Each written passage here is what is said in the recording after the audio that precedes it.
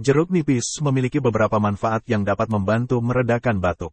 Berikut adalah beberapa manfaat jeruk nipis untuk batuk. Kandungan vitamin C. Jeruk nipis kaya akan vitamin C, yang dapat memperkuat sistem kekebalan tubuh dan membantu melawan infeksi yang dapat menyebabkan batuk.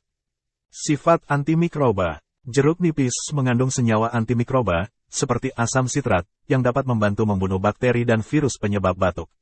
Sifat ekspektoran. Jeruk nipis dapat membantu mengencerkan lendir di saluran pernapasan dan memfasilitasi pembuangannya, membantu meredakan batuk berdahak.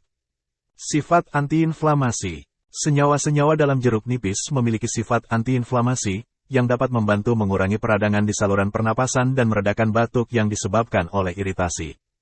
Menghilangkan dahak. Kombinasi jeruk nipis dengan madu atau air hangat dapat membantu mengurangi kekentalan dahak, memfasilitasi pengeluarannya dari saluran pernapasan.